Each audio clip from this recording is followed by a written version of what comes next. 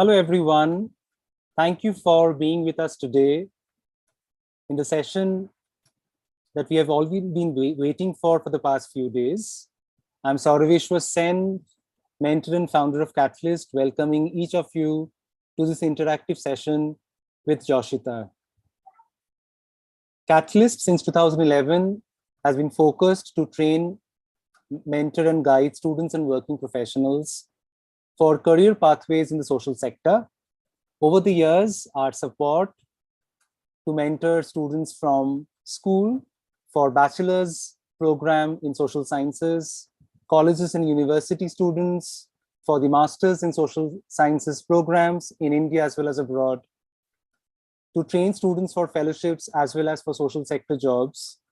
At Catalyst, over the last 11 years, we have envisioned a society where the education system holds an equilibrium and the social sciences plays a pivotal role in helping our consciousness be translated into action for a sustainable and inclusive society.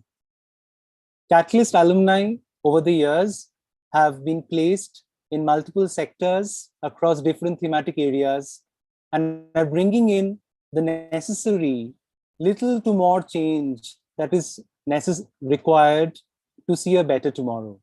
Amongst our alumni, one of the really notable ones with whom over the years, we have fostered a relationship, partnership, collaboration. Like she's almost like, our peer group.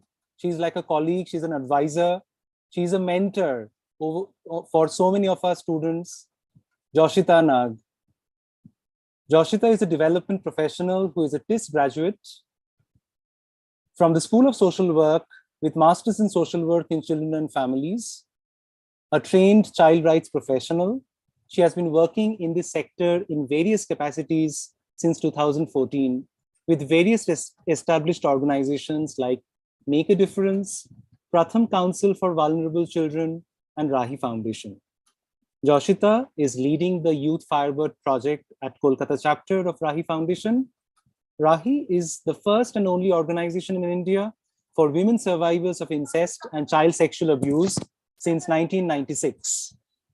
A support center for survivors, Rahi is a feminist group that has created a supportive environment for survivors. While working with MLPC Trust at Rajasthan, Joshita was managing programs. Her work involved advocacy and government institutions, project management, social security. Joshita was a program coordinator at Society for Children at Paradip, Odisha in Children-Centered Community Development Program. A CSR implementation project of Paradip Phosphates Limited was where she worked to foster a sustainable community that would drive holistic development plan in urban slums with a focus on children's growth and development. Joshita has also worked with the Bihar government in Gaya on a TIS project, the Child Protection Fellowship and Intervention Model, which aimed to create a model on observation homes and rehabilitation, reintegration and restoration of children in conflict with law. Joshita's keen focus on alternative care translated into her MA dissertation, a study of caregivers' experience of care giving in residential care facilities of children in Mumbai and Kolkata. Through her various experiences, Joshita has also built skills to work with and build teams that are driven by the cause and the goal they're working towards. As a young leader, Joshita is interested to apply tenets of feminist leadership while working in the space of gender-based violence, trauma-informed practice, and survivor-led social action. Joshita, we couldn't be more happier to find you amongst us, and we thank you once more from the bottom of our heart to take your time out and be with all of us and share your perspective, experience, and also the path forward with social work. Over to you, Joshita. Thank you so much once more. Thank you. It's always such a joy to come back where it all started. Both Catalyst and Rahi, in fact, are that space for me, where I've come back years after it started. Thank you everyone for joining, even those of you watching from the live stream. Thank you for joining. Thank you for your interest in this topic. I'm going to be talking about social work career pathways and then about my work more deeply at Rahi.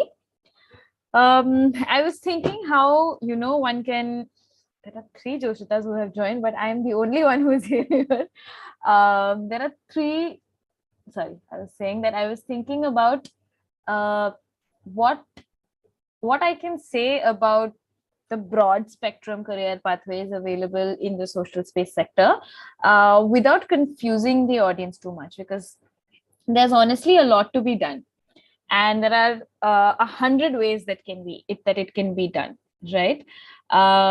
So I when I was putting my thoughts together for this session, I was looking at it like a slice of cake, and many layers of this cake has come up, which I would want to share with you all. It's not a hierarchical cake, it's just a cross section of the cake. So nothing is more important than the other, but uh, just a snapshot of what it looks like. It might help you take a decision about the course you want to take, about the next move you want to make, about a certain initiative you want to start, or to make sense of initiatives you're looking at or studying or engaging with, right? I want to first start with thematic pathways. There are thematic pathways that you can take to enter the social sector space. Now, the social sector space is essentially a problem solving space. There is a problem and we're here to solve it. Sometimes we're able to solve it within our lifespan, and I would say it would be a really miraculous achievement and moment to witness that if you can solve a problem within your lifetime. And then there are problems which we manage, and it's a little better than yesterday, and it's not completely solved, but we're one step closer to it. So what are these themes? And I think the best way I can explain it is to look at the TIS courses. One can look at themes beyond it also, definitely, but it's just easier to explain it via the TIS MSW courses, which has 9 themes. And these themes can be further divided into sub-themes. These themes can come together. These themes can expand with more time. And these are not watertight compartments. But I'm just using this as a reference point to explain what thematic pathways can look like. So we have children and families. We have criminal justice. We have disability studies and action. We have Dalit and tribal studies. We have livelihoods. We have community development practice. We have public health, mental health, and women-centric practice. These are the 9 pathways that TIS offers for you to study social work and to become a social work professional. What I want to tell you about thematic pathways is first that it's only the first layer of the cake. Second, that it's a lens. It's a lens to look at, like I said, the problem-solving space that is the social sector.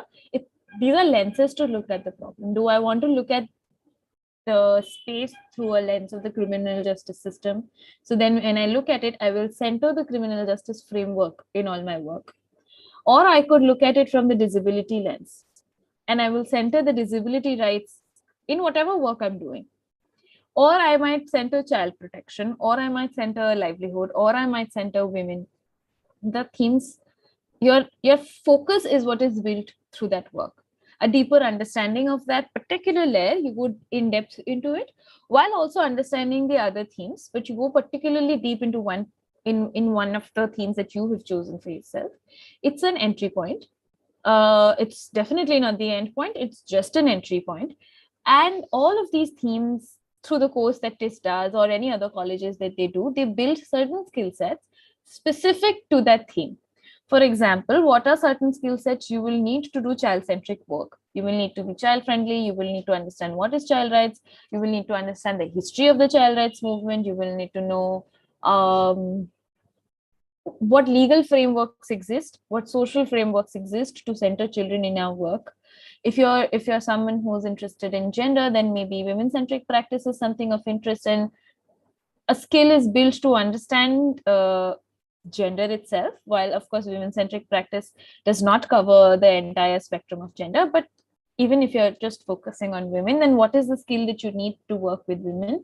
What are the various spaces in which women exist, and across those spaces how their needs are different, and how you can build skill sets that's more or less addressing all these spaces. How can also to understand the history of the women's movement in India and globally, how these things have come about to be. So these are the knowledge and skill sets that these thematic entry points build. It can either be through a course like this, or it can be through your own reading, or it can be through an internship. It's just an example of how you can enter into the space with a thematic entry point. Now, moving on to the next layer of the cake, which I'd like to believe is the demography you want to focus on. You've built a particular lens of which theme you, let's say you want to work with livelihoods, right? But whose livelihood do you want to build? Do you want to build livelihood for young people? Do you want to build livelihood for women? Do you want to build livelihood for older people? So which demography do you want to focus on could be the next layer. Now, nothing that I am going to say today is cast in stone. It's not a set framework that you have to follow. It is just a reference framework. So children, women, young people, what is the demography that you want to work with? For example, let's say you want to work with the lens of disability, but whose disability do you want to look at? For example, one of Catalyst's students, Anusha, I think currently she's studying at TIS, has built an excellent magazine and community of queer disabled folks, what their needs are, centering queer disability justice, and the work they're doing is amazing, right? So we have chosen a particular lens of disability rights, but have also defined the demography they want to work with, right? So that's an example. Now I want to one step go back to the first point that I was talking about, which is thematic. The themes also come together. Themes also overlap. You can be working with, you can be working from the entry point of children, but also with disability. So children and child protection and disability can come together. Criminal justice and children lots of times come together. Criminal justice and women comes together. For example, if you are interested in health, let's say you're interested in the theme of public health. When you enter the field, something else will overlap with it. Like, let's say a particular livelihood will overlap with health. For example, when I was working in Rajasthan, I was working with mine workers. So health and their occupation overlapped, because what they were struggling with was an occupational hazard, giving rise to the health concerns, giving rise to a health disability. Actually, it was public health plus disability plus their livelihood. Silicosis was what they were struggling with, they're still struggling with, because after years of working in the mine, they're developing a disability which is severely damaging their lungs. So themes also come together and they overlap all the time, right? Yeah, so moving on, demography I've already talked about. Third layer is location, rural, urban, India, world, global, all of that definitely, but spatially, where do you want to locate your work, right? Some people have keen interests to specifically locate themselves in a particular space. They might want to work in their own village, in their own city. I've always wanted to work in Kolkata. Somebody might want to work, let's say, in a rural area of Rajasthan. Somebody might want to work in a tribal hamlet of Jharkhand. Somebody might want to work in a conflict prone area. So a lot of people have different interests based on the spatial location of that work, which also heavily dictates what is going on and what problem you're trying to solve there. Fourth is the medium, which a lot of focus is given on. I'm calling it the medium, you can call it anything. In the medium, there are broadly three things, but again, it's often an overlap. One follows the other. There are other ways of doing it also. But how I'm looking at it is the medium can lead you to do direct intervention in the community, where there is a community you're working with and you're directly working within the community with the community to solve the problem. Okay. For example, when I was working in Paradeep, we were working with the slum community, and we were directly engaging with the community to solve some of its problems. There is high dropouts from school. There was COVID, for example, during COVID, right? So many people came together to raise funds for direct intervention, directly connecting the receivers of the sufferers of the problem to the service that is missing. So whether it was oxygen, whether it was medicines, whether it was ration kits, whether it was mental health services, a direct intervention happened. We were directly working with each other. We were directly working with COVID affected communities to make certain things available. So that's direct intervention. Then one could work with the state systems to do public policy advocacy. Public policy advocacy is a huge space in itself. I will not delve much into it, but it is basically the idea behind it is to push the state to make that available, right? So for example, like I said, during COVID, we were raising ration kits to make it available to communities affected by COVID severely, right? So the other approach for advocacy would be to push the state to ensure that those communities have food during the pandemic or at all times. So that is the second medium through which you can get your work. One was the direct one. Advocacy is a slightly indirect route. So it's via the state. Since India is a socialist welfare state, it is supposed to provide for certain things, right? It was supposed to provide for public health systems when COVID hit. It's supposed to provide vaccines. So, which is why, so in all our PHCs, you will be able to access vaccines for free. Third medium is that of research, which is also very important, where you take a problem and you study it in depth. You find out what is the impact of the problem, could be the research. What is the cause of the problem, could be the research. Who are the ones affected by the problem, could be the research. Solutions could be the research. Again, entry point into the research is a whole new thing, and it could cover a lot of things, or it could focus on one particular thing as well. Again, I want to say within this, there is all the time an overlap or aage piche, where, for example, you may do a research, and with the finding of the research, you may want to do a direct intervention. Your research might tell you that a direct intervention is of urgent need, or your research might give you certain data that helps you do advocacy, right? I also want to say that one is not better than the other. When COVID hit, there was no time to do advocacy. We really needed to connect COVID affected communities with food. Their life was at stake. We really needed to connect COVID affected communities with oxygen and beds and vehicles, because their life was at stake. So there was no time to sit and do advocacy at that time. And of course, advocacy takes time. Pushing the state takes time. And the state was also doing certain things not up to the mark, right? Once the things settled, people pushed for advocacy. People started questioning. People started doing research as to the impact of COVID on livelihood, impact of COVID on mental health. So then now is the time when that is possible, because the urgency has died down a little bit. Oftentimes, it might also be, I want to quote the example of Preeti, who's a classmate from CF when I was studying in TIS. She's running an organization called Lal Sakhi. A very interesting work. Actually, very pioneering work. She's ahead of our times, if I am to claim. She has chosen the theme of menstrual hygiene. She has chosen the demography of rural areas. She has chosen the demography of women. She has chosen the spatial location of rural areas. And her medium is a mix of direct intervention and advocacy.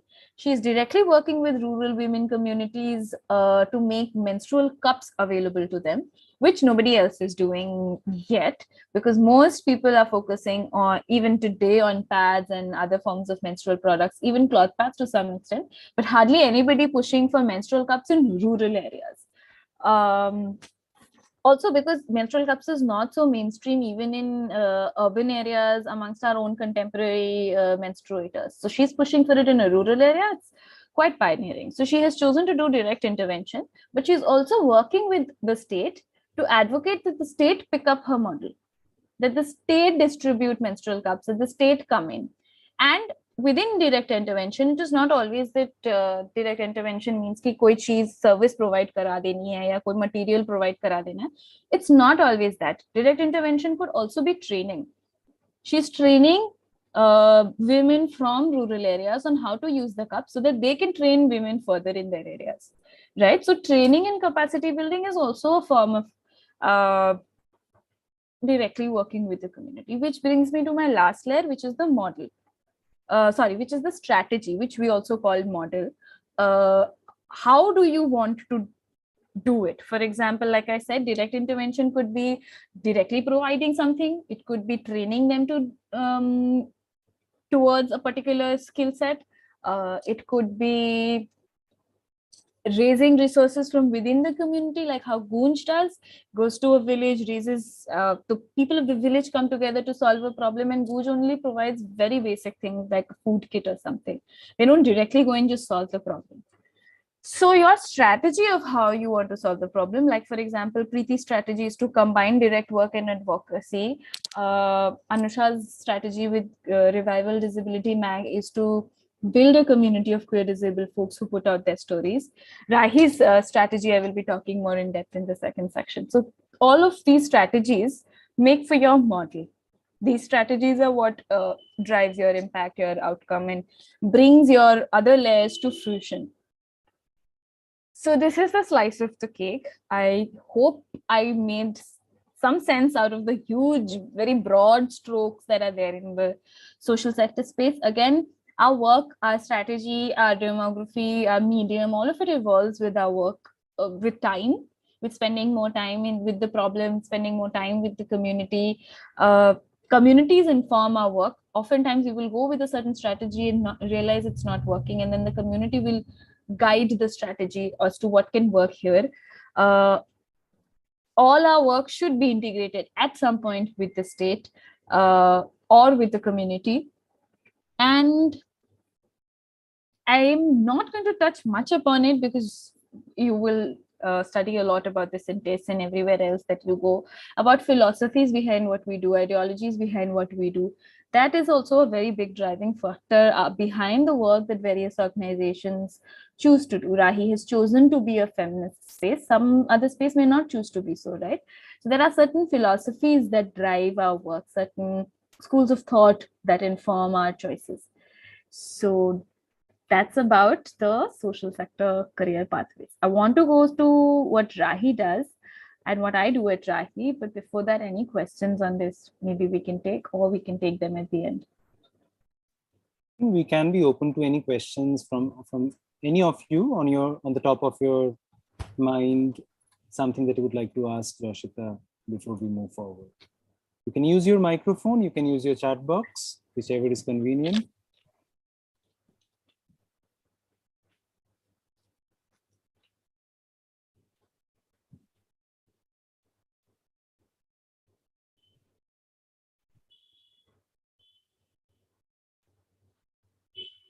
I can go on to talk about my work. Yes, I think we can maybe, as people think about over the questions, Joshita, you may elucidate a little bit more about your present active work. Yes. Very exciting work, very pioneering work again. Like you've heard in the beginning of this session, a little bit about Rahi, which I'm going to go over again. Rahi was founded in 1996. We are India's first organization to work on incest, to have a focus on incest survivors. Child sexual abuse is a space where a lot of other organizations exist, but incest is a focus that's very specific to Rahi. Rahi stands for Recovering and Healing from Incest. Like I was talking about demography in my first section, our focus is to work with women survivors, survivors who are adults, but who were sexually abused when they were children. And a lot of our work is focused around the long-term impact of abuse. The journey we see survivors make at Rahi is the journey from abuse to recovery, abuse to healing. That is the journey we work with, and that journey involves addressing long-term impact.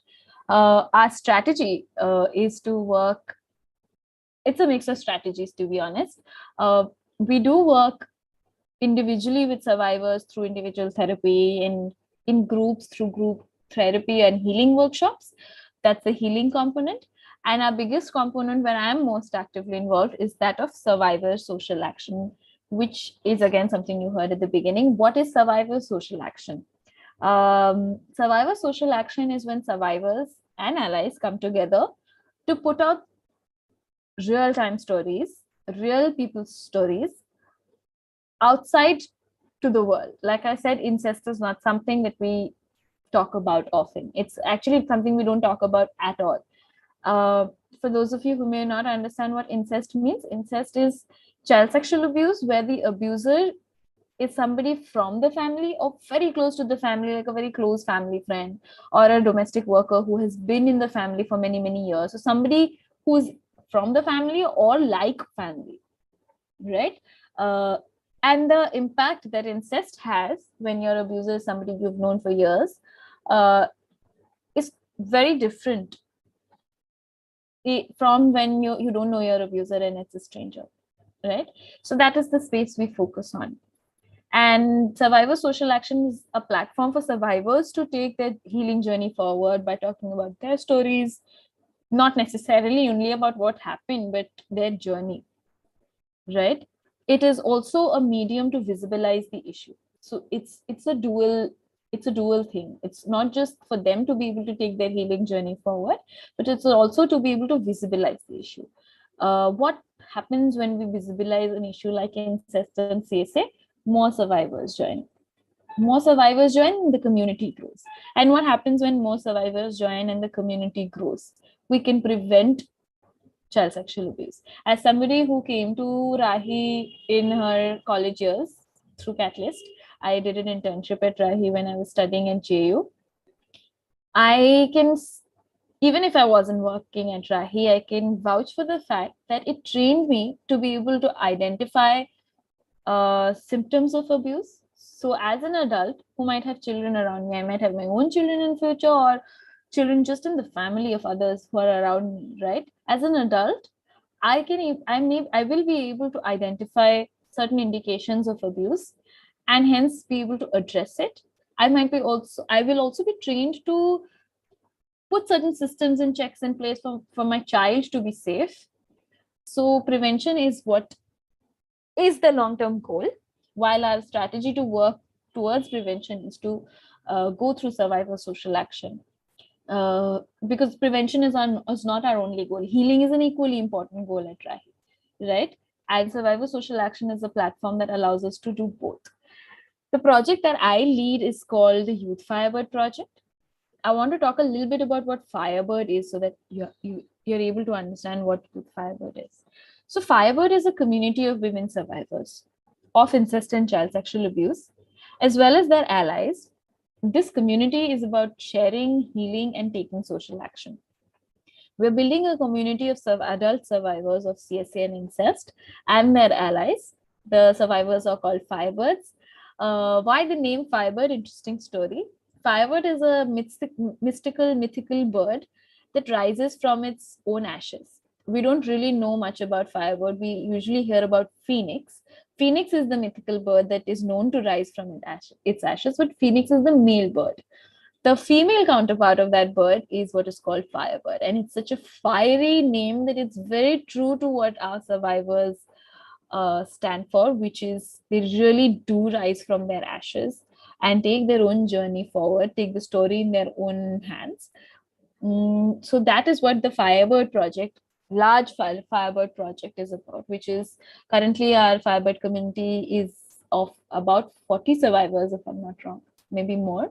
The Youth Firebird is a part of the Firebird project where we work with young people who are currently college or university students and their allies. So these young students consist of survivors as well as allies. We have some of them present right here who are part of both Rahi and Catalyst. They will be talking about what they learned at Youth Firebird. Before that, I just want to talk a little bit about what we do at Youth Firebird. So the Youth Firebird, we had our first cohort in Kolkata with students from Loreto campus, Loreto College, and 2 students from Bhawanipur. The components of Youth Firebird is that of training. We train them on what is incest, what is child sexual abuse. who are the abusers, how to identify symptoms of abuse, how abuse is very intertwined with our daily lives. Abuse is not something that suddenly happens and it comes as a shock. Oftentimes, because most of child sexual abuse happens with known people, abuse is premeditated, abuse is planned, and you can even spot those signs, right? What is the long-term impact it has on survivors? How does one recover, and what is the healing process like? So we train our students on that. Uh, then Youth Firebird participants go through a healing workshop where we all come together, and it's a therapeutic space to take healing forward. Uh, Not just for the survivors, it has helped us to bridge the space between survivors and allies also. While allies have not gone through child sexual abuse, there's a lot allies go through that helps them uh, authentically be a part of that space and to really understand what the survivors are talking about. So that's the healing component of the project. We also have survivor specific spaces where only the survivors come together. There's individual support for the survivors where I support them on an individual basis, especially at the beginning of the program when they're still finding their ground. And later on, they form a community. So community becomes the major support space. And then we have the social action piece, which is the campaign. The Youth Fiber cohort comes together to do a campaign. This year, our campaign was to do a fees mob at Park Street and Malik Bazar crossing and Rashbihari crossing and in front of Acropolis. We will be soon coming up with a video that captures the campaign in its true essence. So this is the campaign part where students build a campaign from scratch and they are able to also build skills, not just campaigning skills, other skills as well. Again, like I said, Firebird is a combination of both survivors and allies who are young students from any of the colleges or university spaces. We are planning a very exciting Firebird event. I want to talk about that. We're planning to have a social media contest. Now, the idea behind having a social media contest is, of course, a lot of things are happening on social media, and all young people are on social media. And I want to be able to, through this endeavor, reach out to as many young people as there are out there. Again, like I said, our first objective, visibilize the issue so that more survivors can reach us, so that more people know that really this happens, because you will be shocked as to how many people don't even know that this happens. Second, through the social media contest, we want to create a space where both survivors and allies can come forward to creatively talk about this issue. This social media contest is going to be a slam poetry contest. We want to create a slam poetry contest space so that the creativity can outpour, and we can also talk about the issue in a very, very creative manner and pour our hearts out there. Again, the idea is to reach out to as many survivors so that they can join the community and they can access a space of healing and recovery. More about that later. I want to invite Upasana and Priyanka to talk very briefly about what their skills what skills they have built or what they have learned through the Firebird project, if we have time. Yes, I think we do. We can definitely request Upasana and Priyanka if you'd like to share your. Please come on camera also so we can see you. Yeah. So hi everyone, I have been a part of Rani for a year now, and the Youth Firebird was my first campaign, and it has given me immense opportunities to upskill myself. I've always loved writing, but the campaign helped me steer my writing in the right direction, and I learned what it is I like to write for a cause. And my strong point has always been writing. I've never been much of a talker. But the campaign immensely helped me to enhance my communication skills and soft skills. I also um, helped in coordination and managing a lot of other activities. But one of my biggest takeaways have been, to work on my communication skills and learning how to express myself with more clarity and confidence. Thank you. So the Youth Firebird project was also my first campaign with Rahi, and I was a part of it for like a year. It taught me how to analyze situations and ideas and how to communicate them in a simple and comprehensive way so that people can understand, like survivors as well as people who do not know about the issue. I was able to connect what I learned in my training to discussions that we had later, and that actually allowed me to be fluent in these thoughts. And also my communication and observational skills developed because being with Rahi makes you realize that you need to look at the details, you need to observe, you need to listen patiently for you to understand what is happening around you. So all these Rahi instilled all these abilities in me. Like it has definitely like made me an introspective person, being with Rahi for a year. Thank you. I want to talk about what the roles that these two young fiery women have played in the campaign.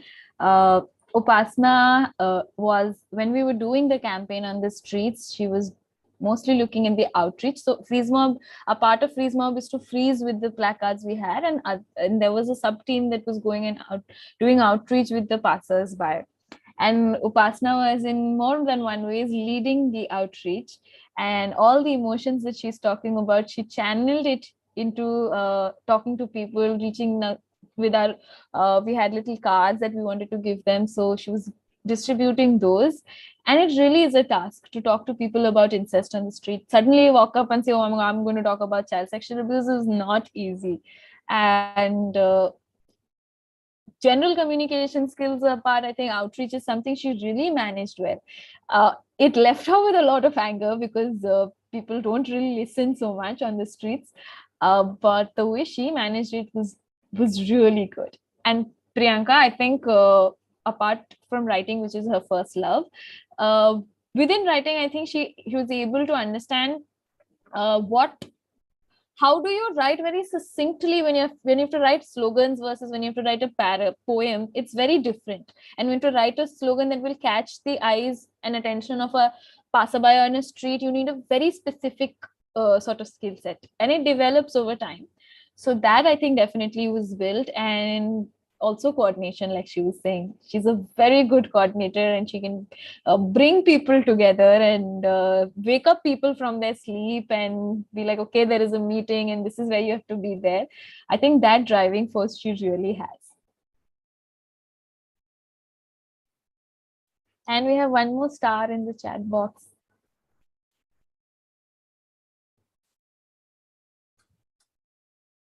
Thank you, both of you, for being here and talking about your experience. And also Devalti, thank you.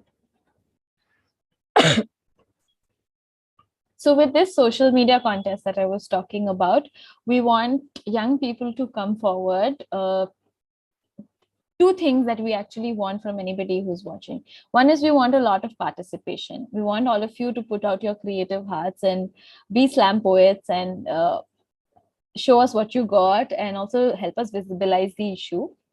We also want to create a very small team of people who can help us execute this.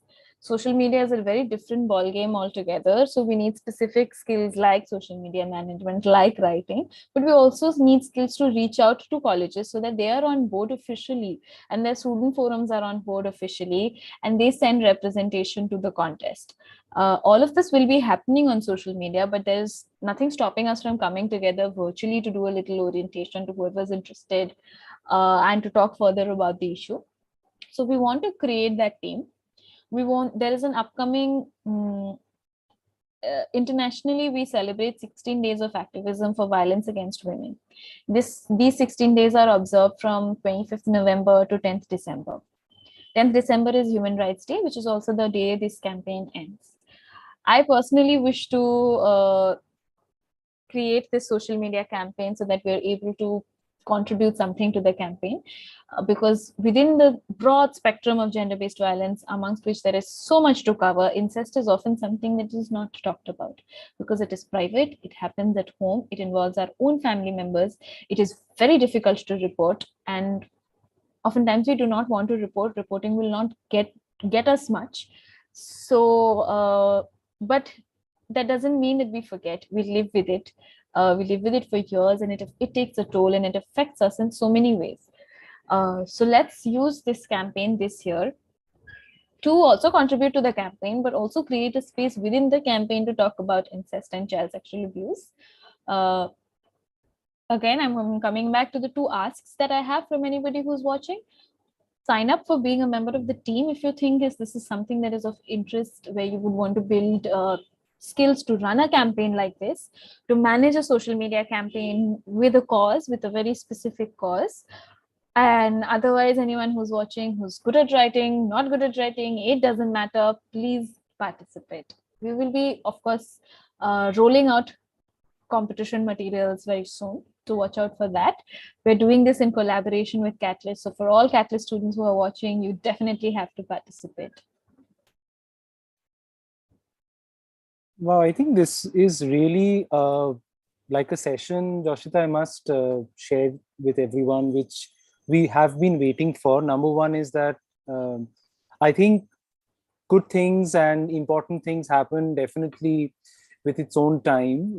We're happy that we could connect the project work, the idea that Joshita's curating with Rahi's really nuanced work. And from being at a vantage point, say, since 2016, that I have also been following Rahi very closely. And of course, Joshita's involvement has added to our understanding to a very deep extent. I must mention that so much of our perspectives at Catalyst, while we would train our students and try to build on the sensitization, the upskilling connected with the social work opportunities, as well as social sciences as a whole, it underwent an important transformation in 2016 with that project. And we are very happy to see that there are constructive steps being taken. Certainly very proud of Priyanka, Upasana, Devaruti with their initiative. I think, this is where in a world which is so fraught with different sets of bubbles, like in entrepreneurship, innovation, I think certain nuanced approaches of an apparently challenged domain of incest, which Joshita clearly mentions and highlights, is a part of our understanding, which we really do not want to talk about. However, I think the project which we are really excited to be part of, I must admit, deep down, we have this strong feeling that there is so much potential to be tapped in with each and every one of your support. I think that's important. And Catalyst will definitely be happy to, create a stronger outreach of the project. We would love to see how we can bring in the aesthetics in a nuanced format. Like Joshita was part of the Shadow Theatre project in 2016, Yeah. which was, there was so much hard work. I remember the days each of you would be, working We had so hard rehearsals for a month, every day. for months, and for I remember from morning till evening till night, people staying back at individuals' houses. And to be very honest, if I'm not mistaken, in 2016, some of the provisions under the POCSO Act, Joshita, was also not as stringent. Because, in 2019, when the amendment happened, 2016 was still such gray areas, right? Yeah. To talk about incest and even child sexual abuse as a whole, especially with the focus on women survivors. Yeah, POCSO still has a long way to go. It still has True. a lot of gray areas. And again, like I was saying, that there is mandatory reporting under POCSO. But when you talk about incest, it's not possible to have mandatory reporting. The abuser could be someone's father, someone's uncle, someone's grandfather. Nobody wants to take it to the police. And while we might have a vantage point that, okay, if you know that this is so and so is your abuser, or if you know this so and so is your child's abuser, you must take them to the police. It doesn't always happen that way because so many other things are intertwined. Emotions, one, of course, but also finances. Yeah. That they may be financially dependent on the abuser. So one can't have that mandatory reporting as a moral high ground, actually. Sorry, please continue. That's very true. We have some time left for any final questions that any of you would like to ask. You're most welcome to use your microphone, share any of your queries, either connected to the campaign that Joshita spoke of, which is coming up. And is there a Catalyst ID we can provide where they can reach out if they're interested to join the contest or the team? Definitely, we can do that. I mean, I think we can also share our usual contact email point, support@catalanserve.com. I'm just sharing this back on the chat box for everyone. Yeah. This is our the direct contact point in an email for any of you who would be interested or you would like to bring in more people whom you feel can really contribute to that space. Debaruti has a question, Joshita. From 25th November to 10th December is when we want to have the contest. We want to wrap. I mean, ये 16 days का campaign है, तो हम 16 days करें जरूरी नहीं है. So we will be wrapping it up before 10th so that we can announce the winners and close the campaign itself, contest on 10th December, which is Human Rights Day. We will be letting out the dates, but if someone is interested to work on the team, then I think post Diwali, we should definitely connect as soon as possible. Yes, I think even I feel so. Post Diwali, it would be a good time to get along, forming the core team and trying to work out on our strengths and interest levels. Of course, the more the better, the more structured the project becomes. So each of you have a great opportunity to bring in your sense of innovation, creativity.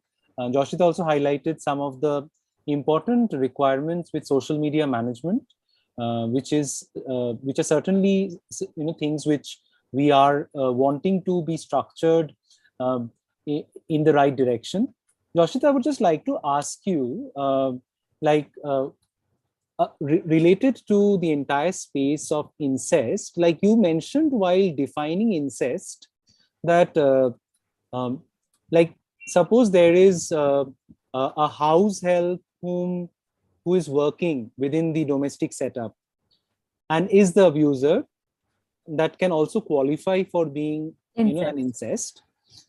I just wanted to know that, is there a qualifying criteria in terms of, say, number of days or years or months, if any? Like, how do you identify that, okay, this is someone whom I know, and to what level of familiarization? Is there anything documented or something specific, like a qualifying criteria? When do you call that the Sexual Abuse Act of incest? Yeah. One is definitely relations, family, immediate family, relatives, I mean, twice removed relatives, on either side. So one is the relation itself can make it incest. Second is, especially for a person who's not related but is like family, could be a family friend, could be a domestic worker, or could be anybody actually who's involved with the family and has access to the child at a very regular, very normalized access. Let's say, for example, somebody who's dropping, who's a bus driver or something, who's dropping the child to and fro school, right? That person only has access to the child in the context of that time period. But a domestic worker, family friend has access to the child in the space of the family, inside the house of the child. So it's not so much about the time period, it's about the depths of access to the child. It's about how close they are to the family, that nobody suspects their behavior. Nobody thinks that they shouldn't be close to the child. If I see a bus driver hanging out very close to the child, it's something that strikes me. Bus drivers are just supposed to do their job, right? I'm just taking a very, very generic example. Yeah. Or even a teacher, right? So there is a certain framework within which they interact with the child. But in case of somebody who's within family or like family, those lines are blurred. There is a lot of incest literature available around incest, of course. But yeah, there, especially in the Indian context, and sometimes there are families who have lived in a particular colony for areas, for Yes. generations. Yes. So our neighbors could be like our family members, right? They are neighbors, but they're so much so intertwined with the family that it becomes like family in the Indian context. So that could also qualify as incest. It depends on the relationship of the child and the family with the person. Right. So we have some reactions. Shayani, definitely we will keep you posted for the upcoming campaign. And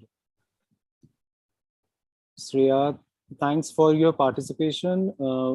We really want to translate today's discussion into the action points that Joshita is envisaging, and through her work with Rahi. We would Yes, I also think like to, Shayani, please write to us either at Catalyst or at Rahi. I've given my email ID as to how you would want to connect with Rahi. And if you want to be a part of the upcoming campaign, definitely sign up for that. Sorry, please continue. no problem, no problem. Okay, just to last few minutes, any specific questions or queries from anyone? I hope the session, the discussion have elicited your understanding of certain starting points at least. Because sometimes, you know, it's a big wide world, as Joshita mentioned, with the 9 thematic areas. But the starting point can definitely, you know, cement your format of intervention in the social. Another way to look at thematic would also be to look at SDGs. Sustainable Development Goals. One could also look at that to get a sense of broad thematic areas that exist. And honestly, a lot of thematic areas that we get pulled towards is an inner calling often. You feel called to act for the environment, you feel called towards animal rights, you feel called towards children. So thematic interest is something that often comes from within. It could also come from more training and exposure or your personal experience. Yes, and we believe that the upcoming campaign with Joshita and Rahi Foundation would be the stepping stone to really take things forward and discover or rediscover, you know, yourself, the way you would like to sustain your work and intervention in the space. Joshita, time flew because the session's been truly intriguing. Yes. We can't thank you enough. We really appreciate the fact that you came with a plan to involve all of us. That was something which was very special, I would say, you know, in a discussion session or in an information session, which allows us to also start acting, you know, very soon, as we would say. And thank you, participants, for showing the support. We all were looking forward to sharing your questions, some existing support group from Rahi Foundation through Upasna, Priyanka, Debaruti, who shared their experiences. This has been an eye-opener for all of us. Thank you for your inputs. Joshita, thanks for putting everything together, connecting the dots. We are with all of you in this. We will be sharing the communication memo of the upcoming campaign, the timeline, of course, the deadlines. And we also look forward to maybe facilitate some hand-holding sessions if required, you know, at any point of time to steer the campaign meaningfully and effectively. Right? From everyone at Catalyst, on behalf of the team, we thank Joshita and each of you for being with us and supporting our endeavor to create a better understanding of the social sector. Thank you so much for your time. Thank And you. wishing- Have a great festive weekend, everyone. Thank you so much. Thank you so much. Wishing all of you a great festive weekend ahead. And we will definitely be reaching out right after Diwali Bhai Dooj on the upcoming campaign. Thank you. Thanks a lot. Bye.